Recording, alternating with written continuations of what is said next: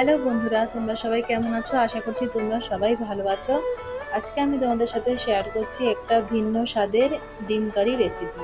এটা দেখতে মনে হচ্ছে চিলি ডিম, কিন্তু অ্যাকচুয়ালি এটা চিলি ডিম না, টাইপ অফ চিলি ডিম বলতে পারো। চিলি ডিমে যেসব ইনগ্রিডিয়েন্টস লাগে আমি কিন্তু তার মধ্যে কিছু কিছু অ্যাড করে এটা তৈরি করেছি একটু অন্যরকম টেস্ট দেওয়ার জন্য। একদম পুরো চিলি চিকেনের টেস্ট কিন্তু এর সাথে আসবে না। তো চলো দেখো আমি কি করে এটাকে রেডি করলাম। প্রথমে আমি নিয়েছিলাম ৬-৭টার মতন ডিম সেদ্ধ করে, দেখো। এরপর আমি ডিমগুলোকে মাঝখান দিয়ে ২ পিস করে কেটে নিয়েছিলাম। তারপর ওই ডিমগুলোর মধ্যে নুন, হলুদ আর লঙ্কার গুঁড়ো দিয়ে ভালো করে ম্যারিনেট করে নিয়েছিলাম ভাজার জন্য। তোমরা চাইলে এখানে একটু গোলমরিচের গুঁড়াও অ্যাড করতে পারো। তো দেখো এবারে মিশিয়ে নিয়েছিলাম ভালো করে মশলাগুলো। তারপর কিন্তু আমি সর্ষের তেলে এটা সর্ষের তেল না, সাদা তেলে এটা ভেজে নিয়েছিলাম। তোমরা চাইলে সর্ষের তেলেও ভাজতে পারো, কিন্তু যেহেতু অন্যরকম একটা প্রিপারেশন তাই সাদা তেলে ভাজলেই বেটার হবে। তো এইভাবে দেখো আমি একটু লাল লাল করে কড়া করে ভাজলে কিন্তু বেশি ভালো লাগবে। একটু লাল লাল করে কড়া করে ডিমগুলো দেখো এইভাবে হাফ পিস করে আমি ভেজে রেখেছি। তারপরে ওই ডিম ভাজার তেলের মধ্যে আমি কয়েকটা রসুন থেতো করে দিয়ে দিয়েছিলাম। আর কিছু দিনই কিন্তু শুধু রসুন, একটু ফেনা ফেনা উঠছে দেখো, যেহেতু ডিম ভেজেছিলাম এই তেলটায়। তারপরে এর মধ্যে আমি দিয়ে দিয়েছিলাম ৩টে পেঁয়াজ আর ২টো মিডিয়াম সাইজের ক্যাপসিকাম কিউব করে কেটে নিয়েছিলাম। ওগুলো এটার মধ্যে দিয়ে কিছুক্ষণ একটু নেড়ে চেড়ে একদম মানে জাস্ট একটু সফট হওয়া অবধি একটুখানি নাড়বো চাড়বো ২-৩ মিনিট মতন ওটা দিয়ে ভেজে নিয়েছিলাম।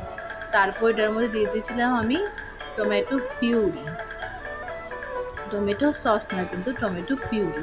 তো টমেটো পিউরি দিয়ে এটাকে আমি ভালো করে কষিয়ে নেব যতক্ষণ না টমেটোর কাঁচা গন্ধটা চলে যাচ্ছে। আমি এটাকে ভালো করে সাঁতলে নেবো, হাই ফ্লেমে দিয়ে তোমরা এটা করতে পারো। তো দেখো সাঁতলে নেওয়া হয়ে গেছে। এরপর এর মধ্যে আমি দিয়ে দিয়েছিলাম কিন্তু ২ চামচ মতন সোয়া সস, আর দিয়েছিলাম ২ চামচ chilli sauce, green chilli sauce, আর দিয়েছিলাম ৬-৭টা চেরা কাঁচা লঙ্কা। তো এটা দিয়েও আমি কিছুক্ষণ, এটা কিন্তু এবার লো ফ্লেমে তোমাদের ম্যারিনেট করতে হবে এই মশলাটাকে, নাহলে কিন্তু নিচে লেগে যাওয়ার ভয় থাকে। তো দেখো এরকমভাবে আমি ২-৩ মিনিট, খুব বেশি হলে ৩ মিনিট ম্যারিনেট করে নিয়েছিলাম। তারপর এটার মধ্যে দিয়ে দিয়েছিলাম জল, গ্রেভিটা তৈরি করার জন্য। তোমরা তোমাদের যতটা পরিমাণ গ্রেভি চাও ততটা পরিমাণ তোমরা জল দিয়ে ফুটিয়ে নেবে। তো আমিও ফুটিয়ে নিয়েছিলাম। তারপর এর মধ্যে অ্যাড করে দিয়েছিলাম আমি হাফ কাপ মতন কর্নফ্লাওয়ার গুলে, হাফ কাপে মানে জলের মধ্যে ২ চামচ কর্নফ্লাওয়ার দিয়ে সেটাকে গুলে এর গ্রেভিটা যাতে ঘন হয় সেই জন্য এর মধ্যে দিয়ে দিয়েছিলাম। এবার কিছুক্ষণ ফুটিয়ে নেব। তো দেখো ফুটে গেছে। ফোটার পর এবার আমি ভেজে রাখা ডিমগুলো কিন্তু এর মধ্যে দিয়ে দিয়েছিলাম। ডিমগুলো দিয়ে হালকা হাতে এগুলোকে একটু নেড়েচেড়ে নিতে হবে। দেখো এমনিতেই ডিম ফুলে এসছে, তো বেশি কিন্তু নাড়াচাড়া করা যাবে না, একদম হালকা করে ডিমগুলোকে একটু গ্রেভির মধ্যে মিশিয়ে সেট করে নিতে হবে। ব্যাস তাহলেই আমার ডিমের প্রিপারেশন রেডি হয়ে গেল।